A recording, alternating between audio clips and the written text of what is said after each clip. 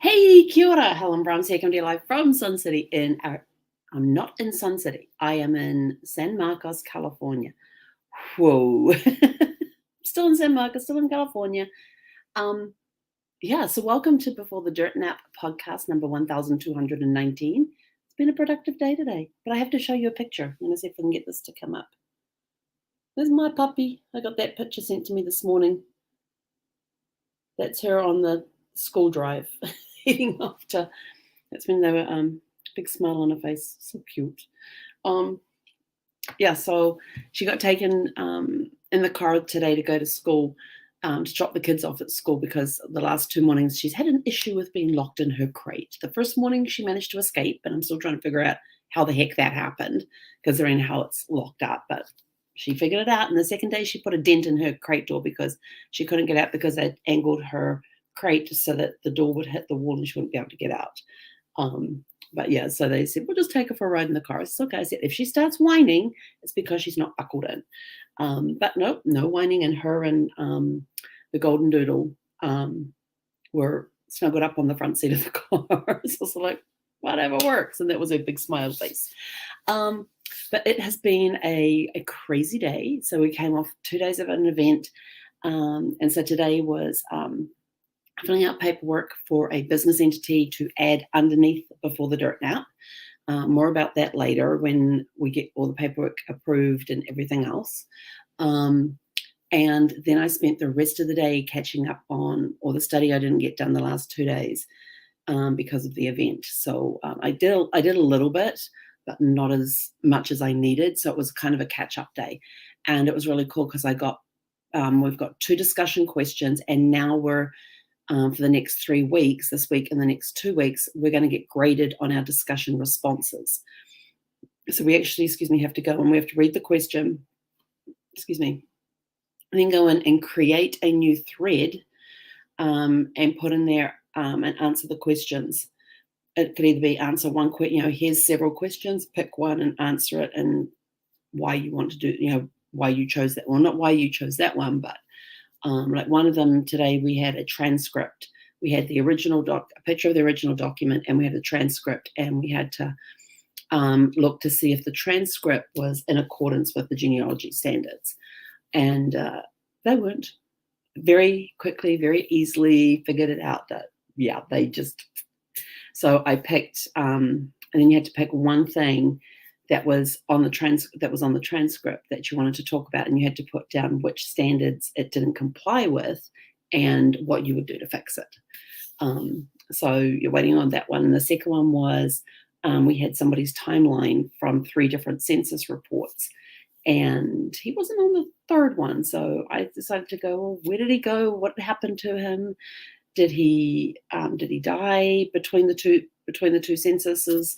Or did they get divorced? And this is back in the 1800s, even though she had listed widow. It could be that that she didn't want the stigma of being a divorcee, so she said she was a widow, even though she was still living in the same area. And so just coming up with questions and what you would do to answer those questions. So that was kind of cool.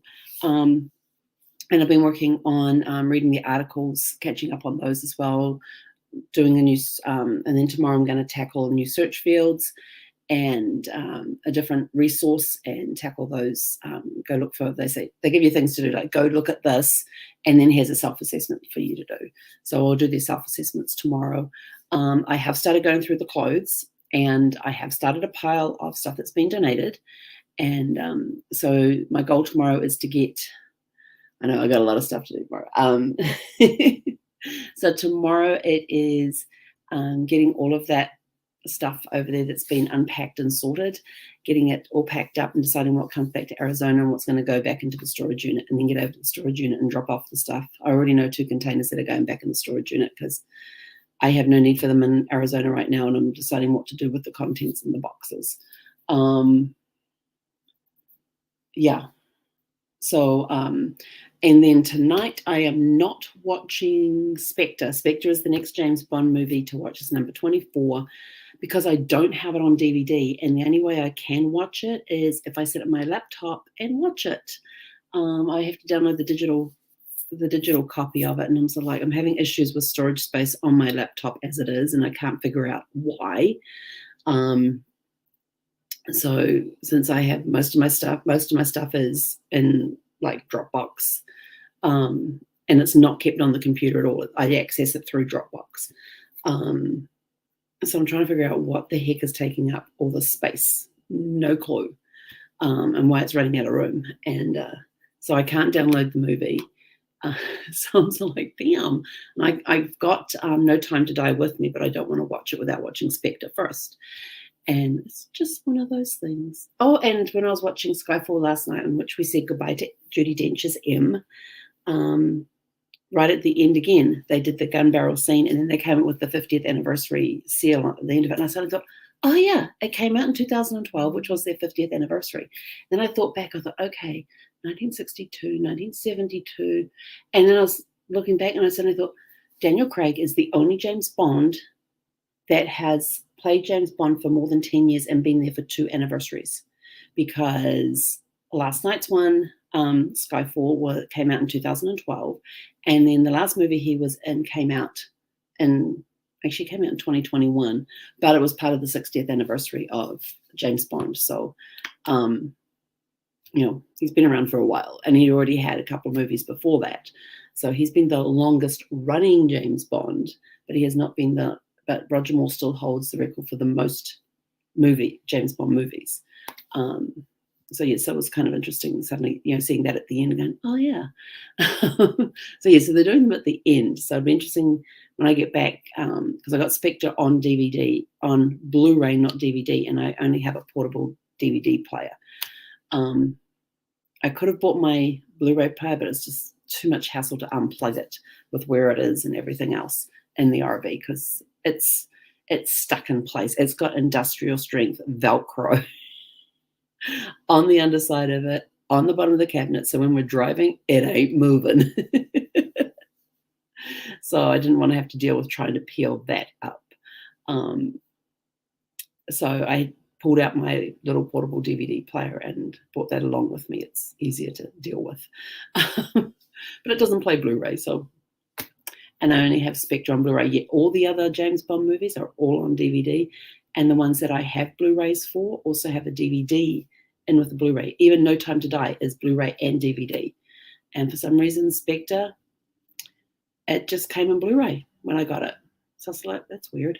I could, like I said, download it digitally, but that means space on my laptop, which it ain't going to work.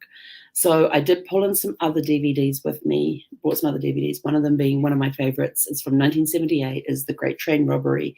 It has Sean Connery in there as the main character. His main sidekick is Donald Sutherland. And then there is Lesley-Anne Down in that too. And when I first saw her in this, I was like, she looks so familiar. What has she been in? So I went into IMDb back when I first watched The Great Train Robbery to figure out what have I seen her in before, because it was years after it came out before I first saw it. And if you've ever watched the North and South trilogy based on James Jake's books that are like about yay thick each, they're like over 1,000 pages each, she's the one that plays Madeline in the TV series. And I have watched the TV series. It's the TV series over the 3 books is about 20 DVDs. I think that's what it was.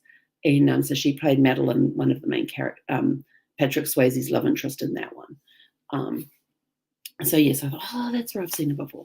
So that was that one solved. But this, The Great Train Robbery, is based on Michael Crichton's book of the same name. That I don't know when he published it, but the movie came out in 1978. It is a really cool movie. It has Donald Sutherland and Sean Connery together are actually quite a really cool combination.